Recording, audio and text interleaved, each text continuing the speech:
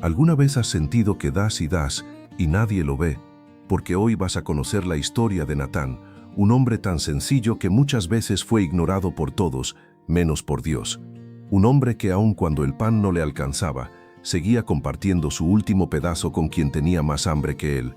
Y lo que Natán nunca imaginó fue que años después, cuando parecía que su vida se apagaba en una esquina olvidada del pueblo, Dios ya estaba preparando algo que no cabía en sus manos, sino en los corazones de los que había servido en silencio. Un regalo que no llegó en forma de riquezas, sino de algo mucho más grande, un legado. Quédate hasta el final de esta historia, porque vas a descubrir por qué el cielo nunca olvida a quien ama sin hacer ruido, y entenderás qué hace Dios con cada acto de amor que tú creíste pequeño y sin importancia. Si escuchas hasta el último segundo, verás las pruebas de tu vida con otros ojos y quizá entiendas por qué no te has rendido a pesar de todo. Y antes de empezar, si crees que aún hay personas buenas en este mundo, suscríbete para no perderte más historias que levantan la fe. Comparte este video con alguien que esté cansado de hacer el bien sin ver resultados. Tal vez, sin saberlo, le estés entregando justo la respuesta que llevaba tiempo pidiéndole a Dios. En un valle rodeado de cerros azules vivía Natán, un joven que cuidaba cabras prestadas, con las sandalias rotas, las manos llenas de polvo y un sueño tan grande que apenas le cabía en el pecho: levantar algún día una casa de refugio donde nadie volviera a acostarse con el estómago vacío. No tenía tierras ni ganado propio, dormía en una choza hecha de tablas viejas y techo de lámina que cantaba cuando llovía. Su única compañía fija era Faro, un perro mestizo, canoso del hocico y fiel de la mirada, que lo seguía como sombra por los riscos y cañadas. Cada amanecer, cuando el valle aún estaba cubierto de neblina, Natán se arrodillaba frente a la puerta y susurraba: «Padre, gracias por las cabras que no son mías, pero me confiaste. Si un día me das lo propio, que mi corazón no se haga altivo». Después levantaba el cayado y guiaba al rebaño hacia las laderas donde el pasto resistía la sequía. Trabajaba para un hacendado que apenas recordaba su nombre, pero Natán cuidaba cada animal como si hubiera costado su propia sangre. Si una cabra se extraviaba, él la buscaba hasta que las estrellas se encendían en el cielo. Si una se hería, la cargaba sobre los hombros aunque la espalda le ardiera. En el pueblo lo conocían como el muchacho de las cabras. Algunos lo saludaban con cariño, otros se burlaban de sus sueños. «Ese flaco dice que tendrá su propio rancho», repetían en la plaza, «pero los sueños no se comen». Natán sonreía sin discutir. «Tal vez no alimentan el cuerpo», respondía, «pero un corazón sin sueños se muere antes de tiempo». Al caer la tarde, bajaba con unas cuantas botellas de leche y quesos frescos envueltos en manta. No regateaba. Siempre apartaba algo para las viudas y para los niños que vendían dulces en la esquina. «Lo poquito compartido se vuelve mucho en las manos de Dios», decía. Aquella noche, mientras partía un pedazo de pan duro y lo compartía con Faro, miró el cielo lleno de estrellas y se atrevió a prometer: «Si un día me das lo que hoy solo imagino, Señor, lo abriré para los que no tienen nada. No quiero un rancho para sentirme grande, sino para hacer grande tu nombre». No sabía que esas palabras, dichas en la oscuridad de una choza pobre, ya estaban moviendo montañas en lo invisible. Aquella misma noche el viento cambió. Ya no era brisa mansa, sino un soplo extraño que levantaba polvo y hacía crujir las ramas secas. Faro empezó a gruñir bajito, con las orejas en punta, mirando hacia el camino de tierra que subía desde el pueblo. Natán se incorporó del camastro de costales donde intentaba dormir y sintió un nudo en el pecho, esa inquietud que uno no sabe explicar, pero que el alma reconoce como advertencia. Afuera, una nube tapó la luna y el valle quedó casi a oscuras. Entonces se escuchó, primero un relincho ahogado, luego un quejido humano débil roto, como si viniera de alguien que no tenía fuerzas ni para pedir ayuda. Faro ladró con insistencia. Natán tomó la lámpara de aceite, su cayado, y antes de abrir la puerta murmuró: «Si eres tú quien llama a través del dolor de otro, Señor, no me dejes hacerme el sordo». El pasto estaba frío y empapado por la neblina. Cada paso hundía sus pies descalzos en la tierra blanda. El gemido se hizo más claro al doblar un recodo. Entre los matorrales, la lámpara iluminó una escena que le cortó la respiración: un caballo exhausto, con la espuma pegada al cuello, respirando a tirones, y a unos pasos un hombre tendido boca abajo, cubierto de barro y sangre seca, con la ropa rasgada y una mano aferrada a la tierra como si se negara a soltarse de la vida. Natán se arrodilló a su lado, acercó la lámpara y vio un rostro pálido, de facciones finas, con un anillo pesado en la mano que aún no se enfriaba. «Señor, ¿me escucha?», preguntó, tocándole el hombro. El hombre abrió apenas los ojos, murmuró algo que sonó a perdón y volvió a desvanecerse. Natán miró el camino vacío, el cielo cerrado, la choza distante. Nadie más vendría. «No sé quién es usted», susurró, «pero mientras yo respire no se quedará tirado aquí». Colocó el cayado, levantó al hombre como pudo y lo acomodó sobre su espalda, cruzándole el brazo sobre el cuello para que no cayera. El peso era mucho para su cuerpo delgado, pero sintió una fuerza que no venía de sus músculos, sino de esa decisión silenciosa que había tomado ante Dios tantas veces: no dejar solo al que sufre. Faro iba adelante, ladrando y volviendo, guiando entre piedras y espinas. Al poco rato la lluvia se soltó como si el cielo también llorara. El barro hacía resbalar sus pies, el viento le azotaba el rostro, la lámpara casi se apagaba. «Solo un poco más, padre», repetía jadeando. «Tú sabes que no lo hago por recompensa, sino porque así me levantaste a mí cuando creía que nadie me veía». Llegó a la choza empapado hasta los huesos, dejó al hombre sobre su camastro, avivó el fuego con manos temblorosas y empezó a limpiar las heridas con agua tibia y trapos viejos. Cada corte, cada moretón, era una oración nueva. «No te lo lleves todavía, dale una oportunidad más». Preparó una infusión con hierbas que conocía del monte, mojó sus labios, cubrió su cuerpo con la única manta gruesa que tenía y se sentó a su lado, vencido por el cansancio, pero despierto en alma. Afuera la tormenta rugía. Adentro, en aquella choza pobre, una vida pendía de un hilo sostenido por dos manos humildes y una fe que se negaba a soltar. Natán alzó la vista al techo que goteaba y dijo en voz baja: «Si este hombre llegó hasta mi puerta, es porque tú lo trajiste.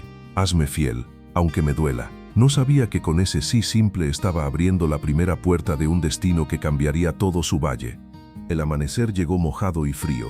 La lluvia había dejado charcos por todas partes y el aire olía a tierra recién lavada. Natán, con los ojos rojos de no dormir, se levantó del banquito donde se quedó recargado junto al fuego. Lo primero que hizo fue acercarse al camastro. El desconocido seguía vivo.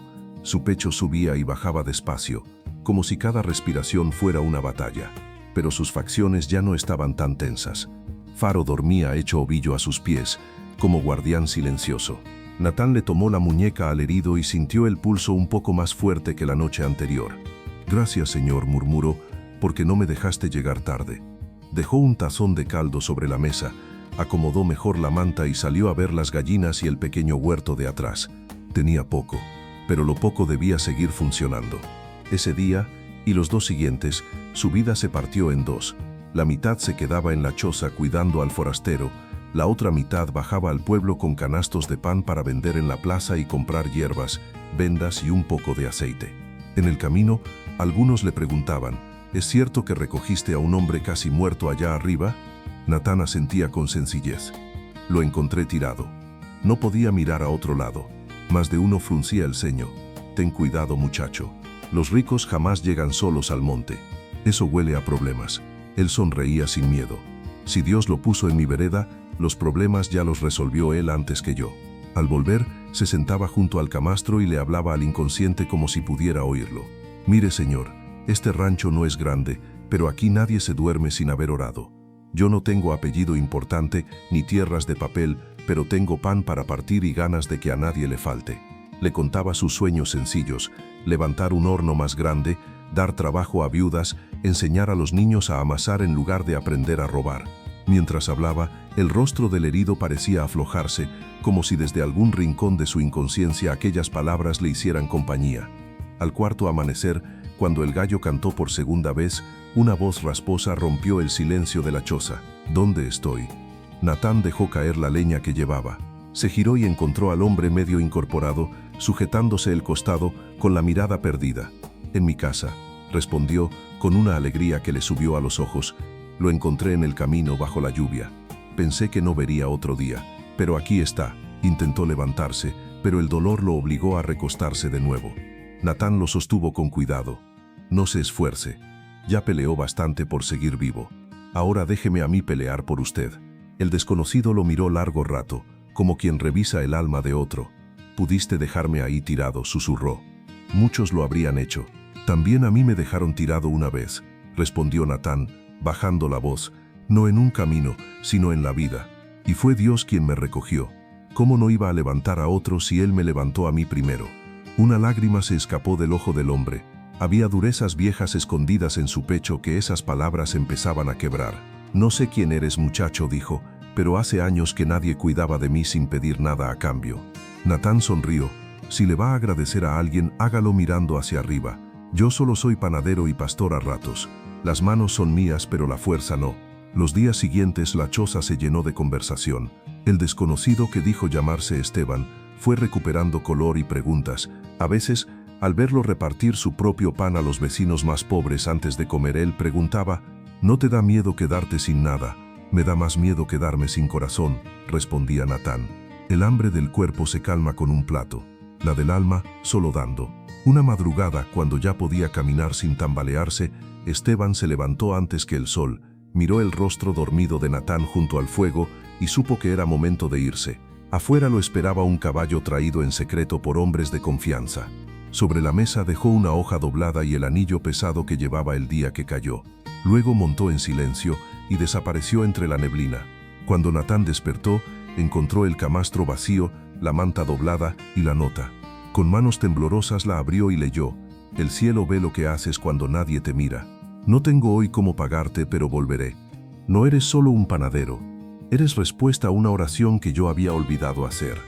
Natán se quedó un largo rato ahí, sentado, con el papel sobre las rodillas y Faro apoyando el hocico en su pierna. No sintió enojo ni abandono, sintió certeza. Guardó la nota junto a su Biblia gastada y murmuró: «Si se fue, es porque ya le diste lo que necesitaba, Señor. Si vuelve, será porque aún tienes algo más que enseñarnos a los dos». Las semanas pasaron como panes que se hornean día tras día, distintos en forma, pero con el mismo olor a entrega. Natán volvió a su rutina, aunque por dentro ya no era el mismo. Cada vez que encendía el horno antes del amanecer, la nota de Esteban le venía a la mente como una voz suave: «El cielo ve lo que haces cuando nadie te mira». La había doblado con cuidado y la guardó dentro de su Biblia, junto al salmo que repetía cuando el cansancio quería doblarle la espalda. El anillo, en cambio, lo escondió dentro de una pequeña caja de madera, no por ambición, sino porque le pesaba saber que aquello no le pertenecía. «Es solo una prueba, no un trofeo», se decía. En el pueblo siguió siendo el mismo muchacho de siempre, el que vendía pan, pero regalaba el mejor pedazo, el que salía con poncho prestado para llevar comida a la viuda Clara, el que dejaba saco de harina en la puerta del anciano Julián sin tocar, para que creyera que todavía había ángeles olvidando cosas en su umbral. Algunos le preguntaban por el forastero. ¿Volvió? ¿Sabes quién era realmente? Natán respondía con una sonrisa tranquila: «No sé qué nombre lleva en los papeles, pero sé qué nombre lleva en el cielo. Fue uno más de esos caídos que Dios deja en tu camino para ver qué haces con ellos». Por las noches, al terminar de lavar las bandejas del horno, se sentaba en la puerta de la casita de adobe, con Faro acostado a sus pies y las manos aún oliendo a pan. Miraba las estrellas y oraba despacio: «Padre, si todo lo que querías era enseñarme a servir sin esperar, ya aprendí. Si todavía falta, dame paciencia para no salirme del horno antes de tiempo».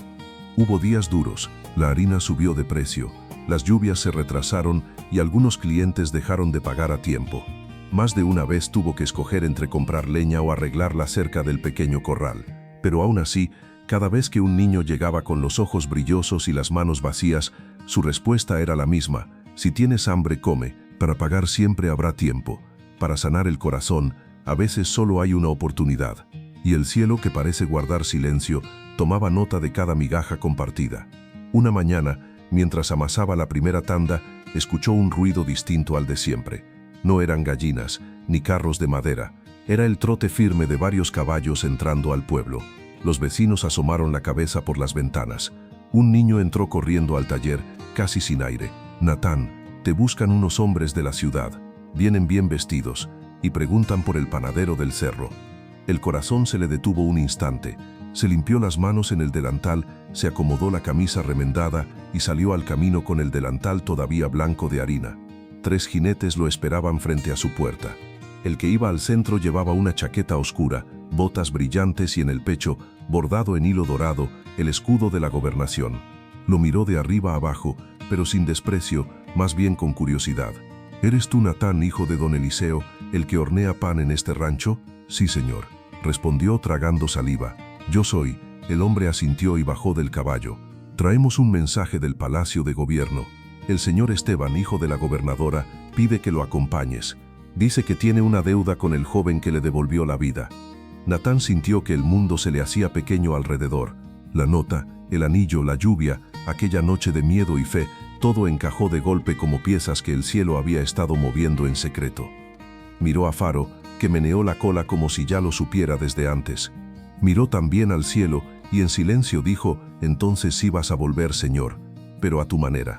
Tomó su viejo saco, apagó el horno con cuidado y cerró la puerta de la casita, como quien cierra un capítulo sin saber todavía el título del siguiente. Los jinetes lo invitaron a montar en una de las bestias libres. Mientras se alejaban levantando polvo por el camino, las miradas del pueblo lo seguían con una mezcla de asombro y esperanza. Y esa mañana, mientras el valle se quedaba oliendo a pan recién hecho y a promesa, el corazón de Natán entendió que la nota en su Biblia no era solo una frase bonita, era el anuncio de que Dios estaba a punto de abrir una puerta que él jamás se habría atrevido a tocar. El trayecto hasta la ciudad fue más largo de lo que Natán imaginaba. Nunca había salido tan lejos del valle. Los cerros que conocía de memoria quedaron atrás como si fueran páginas que el viento pasaba una a una. A cada kilómetro, su corazón latía más fuerte, no de miedo, sino de reverencia. «No me lleves donde mi carácter no pueda sostenerme», susurraba por dentro. Faro, que corría junto a los caballos, giraba la cabeza de vez en cuando para asegurarse de que su amigo no se quedara atrás en el alma. Cuando por fin llegaron, la ciudad se levantó ante él con calles empedradas, balcones altos y un edificio imponente al fondo, con banderas que se mecían como manos saludando al cielo. La gente iba y venía con prisa, cargando papeles, cajas y preocupaciones. Natán, con su ropa sencilla y sus manos marcadas por la masa, se sintió por un instante fuera de lugar, pero enseguida recordó algo que su padre le decía: «Hijo, en cualquier palacio del mundo el panadero siempre es bienvenido, porque nadie discute con el hambre». Los guardias abrieron las grandes puertas de madera tallada. El interior olía a pulcritud, tinta y poder. Lo guiaron por un pasillo adornado con cuadros de antiguos gobernantes hasta un salón amplio, donde las ventanas dejaban entrar la luz como si fuera un río. Allí, de pie junto a una mesa llena de mapas y documentos, estaba él, Esteban, sin barro en la ropa, sin sangre en la frente, sin frío en los labios. Llevaba ahora un traje impecable, pero sus ojos eran los mismos que había visto temblar la noche de la tormenta, ojos de hombre que rozó la muerte y volvió con más preguntas que certezas. Cuando lo vio entrar, se adelantó con una sonrisa que no encajaba en los protocolos del palacio, era demasiado humana. «Natán», dijo con la voz cargada de emoción, «pensé que no vendrías». El panadero inclinó ligeramente la cabeza, torpe pero sincero. «No podía decir que no», respondió. «Si Dios abrió este camino, era para caminarlo, no para mirarlo de lejos». Esteban se acercó y lo abrazó con fuerza, sin importarle las miradas de los funcionarios que fingían no estar sorprendidos. «Salvé mi cuerpo aquella noche», confesó con los ojos humedecidos, «pero tú salvaste algo más grande en mí, la fe que ya casi no me quedaba». Natán se aclaró la garganta, incómodo con tanto reconocimiento. «Solo hice lo que me hubiera gustado que hicieran conmigo», dijo. «Cuando uno se cae al pozo, no pregunta quién baja la cuerda». El silencio se llenó de una verdad sencilla que a muchos les pesó más que cualquier discurso. En ese momento, se abrió otra puerta. Entró una mujer de mirada firme, cabello recogido y paso sereno, la gobernadora. No venía rodeada de escoltas, sino de una presencia que imponía respeto sin gritarlo. Se detuvo frente a Natán y lo observó en silencio unos segundos. «Así que tú eres el joven panadero del que mi hijo no deja de hablar», dijo al fin, «el que lo encontró cuando ya nadie lo esperaba de regreso». Natán bajó la mirada, como quien sabe que la gloria ajena quema si uno se queda demasiado tiempo mirándola. «No salvé a un gobernador ni a un heredero», respondió despacio. «Solo ayudé a un hombre que se estaba muriendo». La mujer respiró hondo. En sus ojos se mezclaban gratitud y vergüenza. Gratitud por tener a su hijo vivo, vergüenza por admitir que alguien tan sencillo le había enseñado sin palabras lo que muchos discursos no habían logrado. «No hay deuda que pueda pagar lo que hiciste», dijo con voz firme. «Pero no quiero quedarme de brazos cruzados. Como gobernadora puedo darte tierras, dinero, un cargo, una casa en la ciudad. Solo dime qué deseas». El salón se quedó inmóvil. Los secretarios dejaron de escribir. Los guardias dejaron de fingir indiferencia. Todos querían oír lo que pediría el panadero del cerro frente a la mujer que podía cambiar su vida en un instante. Natán apretó sus manos llenas de callos, sintiendo ainda el olor a levadura pegado a sus dedos. No miró los techos altos ni las alfombras finas. Miró hacia adentro. Vio el horno de barro, las manos vacías de los niños del valle, las lágrimas de la viuda Clara, la tos del anciano Julián, el agua turbia en los baldes, la escuela vieja con techos que goteaban más que su propia casa. Y entonces entendió que aquella pregunta no era solo para él. Era para todos los que nunca habían tenido voz. Levantó la mirada, se encontró con los ojos de la gobernadora y de Esteban, y supo que sus próximas palabras no debían nacer del deseo, sino del propósito que Dios llevaba años amasando en silencio dentro de su corazón.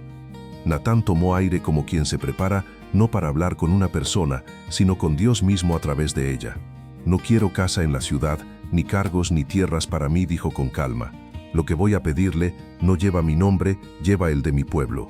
Un murmullo inquieto recorrió el salón. «Quiero 3 cosas», continuó, «pero las 3 son para ellos». La gobernadora entrelazó las manos, intrigada. «Te escucho». Los ojos de Natán se humedecieron no de miedo sino de amor. Primero dijo, «Necesitamos agua limpia». Cuando vienen las sequías, las mujeres caminan horas con cántaros vacíos y los niños beben de charcos que enferman. Quiero un pozo profundo y seguro para nuestra comunidad, uno que nos recuerde que Dios no se olvida de los que viven lejos del mapa. La gobernadora asintió lentamente. En su mente ya veía planos, ingenieros, máquinas. En su corazón veía a las madres que nunca había ido a visitar. Segundo, prosiguió Natán, quiero un taller panadería en el valle. No solo un horno, sino una casa con mesas largas, sacos de harina y hornos que no conozcan descanso. Un lugar donde se hornee pan y se amasen oficios, que ningún joven tenga que irse por no encontrar trabajo, que nadie duerma sin cenar, que el pan vuelva a ser milagro compartido, no lujo contado. Esteban sonrió sin poder evitarlo. Eso que pedía no era un negocio, era un altar de harina y fuego. Y tercero, la voz de Natán se quebró apenas, una pequeña clínica.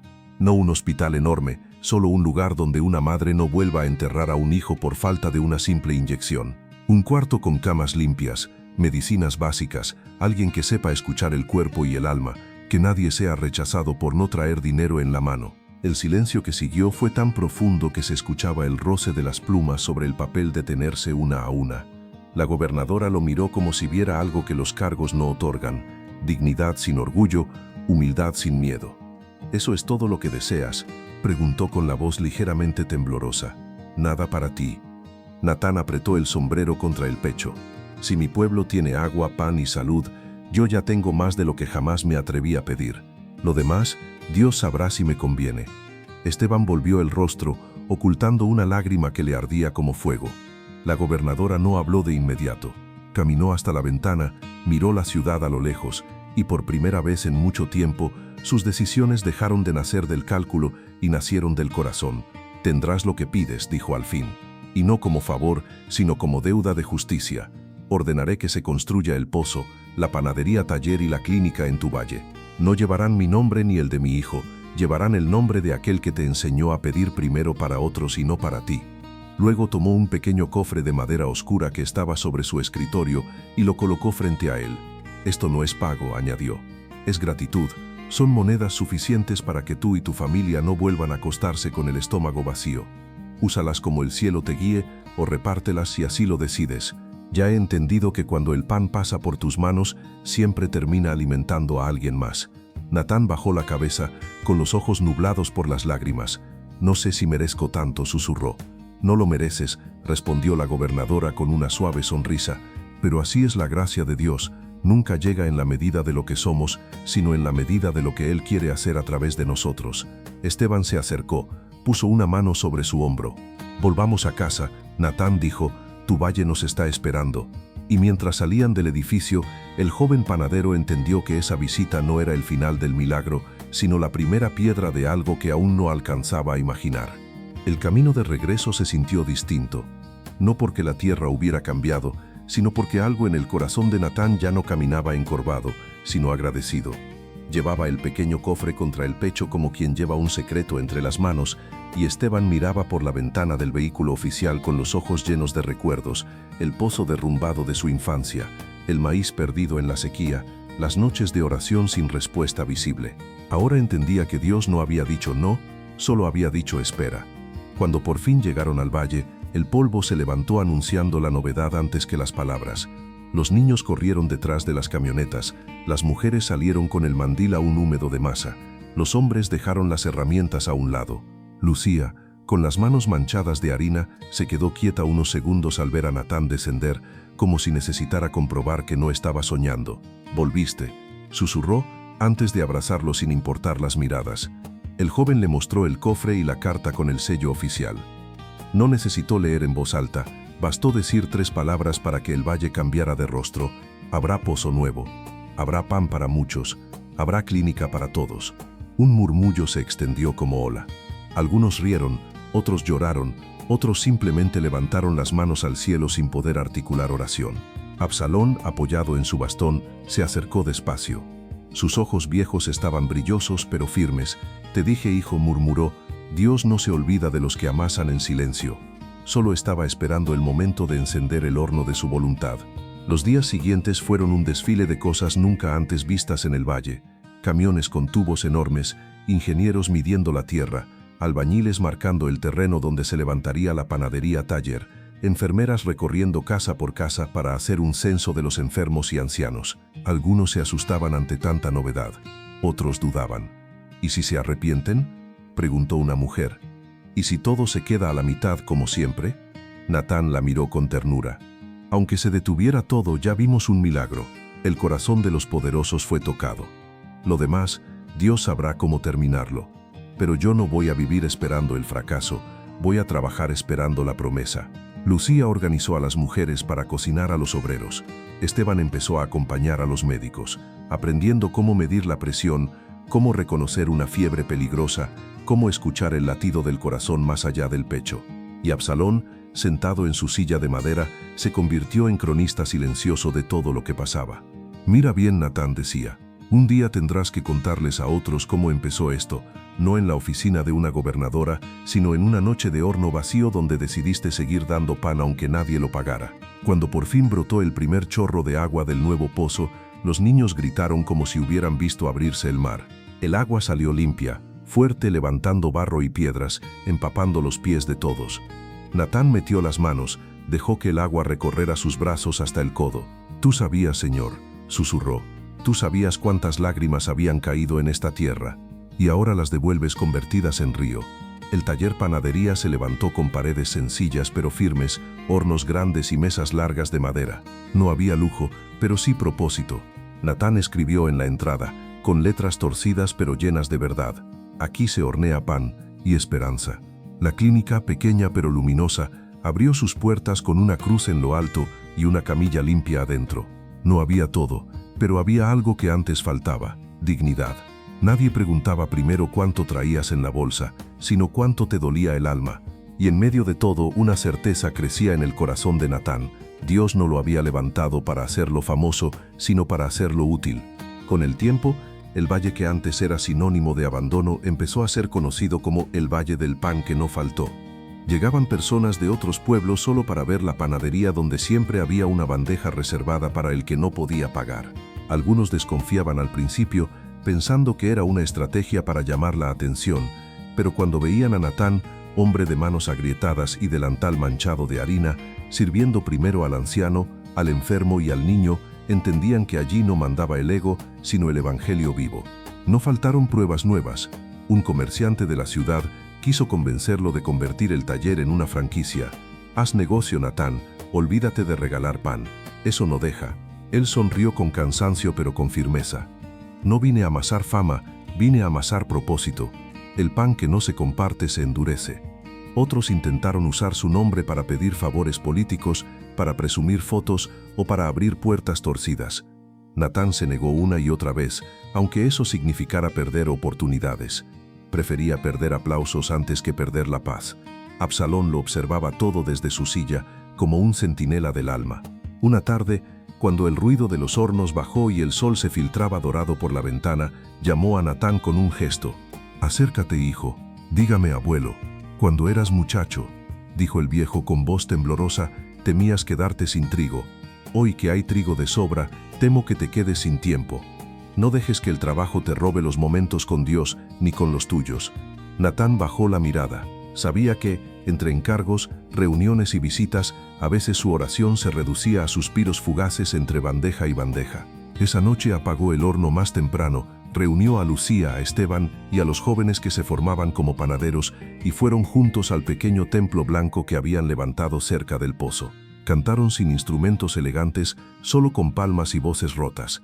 Pero el cielo, de algún modo, parecía bajar a sentarse en la última banca.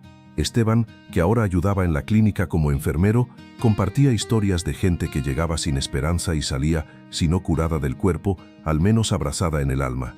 Hay dolores que solo Dios entiende, decía. Pero él quiso que aquí hubiera un lugar donde nadie sufriera solo. Una madrugada, mientras el viento frío se colaba por las rendijas, Absalón no despertó. Murió en su lecho humilde, con las manos entrelazadas y una sonrisa leve, como quien por fin ve lo que siempre creyó. En su mesa dejaron abierta una libreta vieja donde había escrito, con letra temblorosa: Dios no me dio semillas mágicas, me dio encuentros que parecían casualidad y eran propósito. Natán fue uno de ellos. El entierro fue sencillo, pero el valle entero lo acompañó. Natán sostuvo el bastón del anciano mientras lo bajaban a la tierra y susurró: «Gracias, Señor, por el hombre que me enseñó a ver milagros en sacos casi vacíos». A partir de ese día, cada vez que el pan salía del horno y el aroma llenaba las calles, él sentía que el viejo boticario sonreía desde otra ventana, invisible pero presente. Los años empezaron a notarse en el cuerpo de Natán. Las canas, el paso más lento, las manos aún firmes pero marcadas por el fuego y la harina. Sin embargo, sus ojos seguían siendo los mismos que aquella noche de horno vacío, ojos que creían. Un atardecer, sentado junto al pozo que ahora tenía un brocal de piedra y una cruz pequeña al lado, Lucía le tomó la mano. ¿Te acuerdas de cuando llorabas porque no alcanzaba ni para 2 panes? ¿Cómo olvidarlo?, sonrió él. Ahí aprendí que Dios no multiplica por capricho, sino cuando el pan que pide no es solo para uno, y mientras el reflejo de ambos temblaba en el agua tranquila, Natán entendió que su mayor riqueza no era el horno, ni el reconocimiento, ni las cartas firmadas por gobernantes, sino las historias de los que habían comido, llorado y sanado alrededor de una mesa donde el nombre de Dios siempre era invitado. Pasaron los años, y el cuerpo de Natán, hombre de manos agrietadas y mirada mansa, empezó a cansarse, pero su corazón seguía ardiendo igual. Ya no podía cargar costales como antes, ni amasar durante horas, pero cada mañana se sentaba en la puerta del taller con una taza de café y bendecía en silencio a cada persona que entraba. Un día, Esteban, joven de bata sencilla y ojos compasivos, le dijo: «Maestro, ¿y si un día faltas? ¿Quién va a sostener todo esto?». Natán sonrió, con esas arrugas que parecían caminos hacia la paz. «Hijo, el pan nunca dependió de mí, sino del Dios que lo multiplica. Si ustedes siguen amando como Él ama, el horno jamás se apagará». Esa noche, escribió una carta y la dejó sobre la mesa de madera, junto a una Biblia gastada y un pequeño saco con las primeras monedas que había ganado vendiendo pan. En la carta decía: «Si estás leyendo esto, recuerda, la vida es masa en manos de Dios. A veces Él amasa fuerte, a veces deja reposar, a veces nos mete al horno de la prueba, pero siempre es para que salgamos más pan y menos piedra. No temas quedarte con poco si lo estás compartiendo todo. El cielo pesa diferente, allá no se cuentan monedas, se cuentan actos de amor. Si un día el horno se queda vacío, no preguntes dónde está Dios. Pregunta: ¿a quién puedo servir mientras el pan llega? Él nunca llega tarde, llega cuando el corazón está listo para confiar sin condiciones». A la mañana siguiente, Natán no bajó al taller. Lo encontraron sentado en su silla, con la cabeza recargada hacia atrás, los ojos cerrados y una calma que no era de este mundo. Sobre su regazo, la Biblia abierta en el pasaje que decía: «Fui hambriento y me diste de comer». El valle entero se detuvo.